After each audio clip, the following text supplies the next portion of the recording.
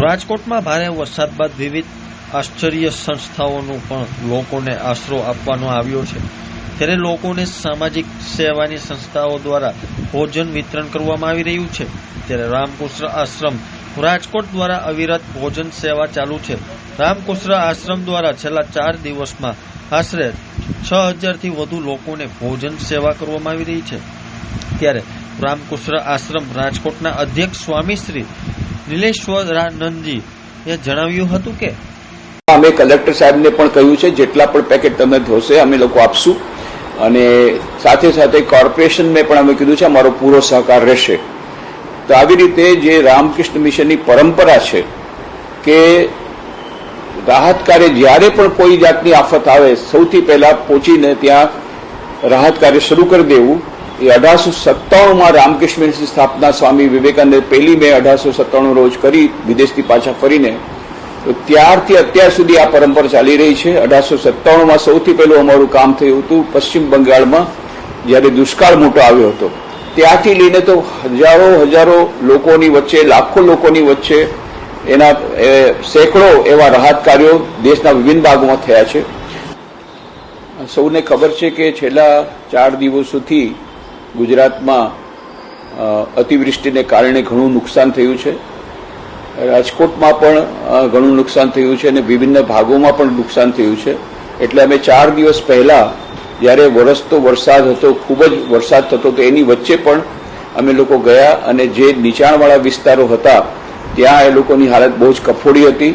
એ લોકોએ ખાધું પીધું નહોતું અને એ લોકોને શેલ્ટરમાં રાખવામાં આવ્યા હતા, ક્યાંક હજી રેસ્ક્યુ ઓપરેશન ચાલતા હતા। ત્યારે તે દિવસથી 4 દિવસથી અમે લોકો સૌથી પહેલા ખીચડી આપવાનું શરૂ કર્યું। 2500 લોકોને અમે ખીચડી ખવડાવી અને 2000 પેકેટ લાડવા અને ચેવડાના પેકેટ પણ ડિસ્ટ્રીબ્યુટ કર્યા અને 8000 થેપલા જે અમારા ભક્તોએ બનાવીને અમને આપ્યા તે પણ આપ્યા અને એના સિવાય ચવાણું, પછી મસાલા ભાત, એવી બધી વસ્તુ જે કંઈ અમારા ભક્તો આપતા હતા અહીંયા અમે કલેક્ટ કરી અને 450 કિલો ગાંઠિયા, એટલે કુલ 6000 આવા જે અતિવૃષ્ટિથી પીડિત લોકોમાં આ બધું વિતરણ અત્યાર સુધી થયું છે અને અમારું રાહત કાર્ય હજી ચાલુ છે। જ્યાં સુધી રાજકોટની વાત છે, રામકૃષ્ણ આશ્રમ રાજકોટની સ્થાપના 1927માં થઈ હતી, લગભગ 100 વર્ષ પૂરા થયા છે। એમાં ઘણા બધા રાહત કાર્યો થયા છે, જેમાં સૌથી વધારે ઉલ્લેખનીય તો હોય તો 1956માં જે કચ્છમાં અંજારમાં બહુ ભૂકંપ આવ્યો હતો ત્યારે મોટા પાયે રાહત કાર્યો થયું અને કોલોનીઓ બનાવવામાં આવી।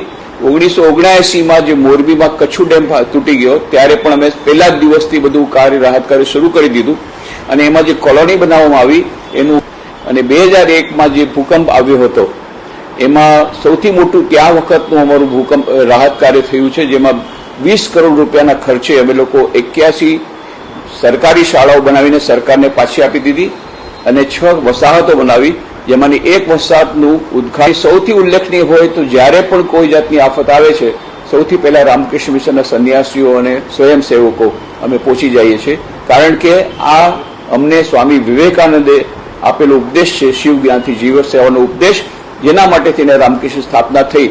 એટલે આ અમારું કમિટમેન્ટ છે જેને અમે ફૂલફિલ કરી રહ્યા છીએ અને એ તે વખતથી આ 4 દિવસ પહેલાની વાત છે, ત્યારથી અત્યાર સુધી બપોર અને સાંજે અમે લોકો ફૂડ પેકેટ્સ બધા કરી રહ્યા છીએ અને એના માટે અમારા ઘણા બધા સ્વયંસેવકો અને સંન્યાસીઓ કામ કરી રહ્યા છે। એ સિવાય અમારા ભક્તોને અમે સોશિયલ મીડિયામાં આપ્યું હતું કે જેને પણ આમાં સહકાર આપવો હોય, થેપલા બનાવીને, ગાંઠિયા જે કંઈ તમે બનાવી અને તમે અહીં આપી શકો ઓફિસમાં, અને એ લોકો પણ કન્ટ્રીબ્યુશન કર્યું છે અને હજી સુધી ચાલુ છે અને અત્યારે પણ લોકો આવી રહ્યા છે અને આપી રહ્યા છે અને અમે લોકો એને ડિસ્ટ્રીબ્યુટ કરી રહ્યા છીએ।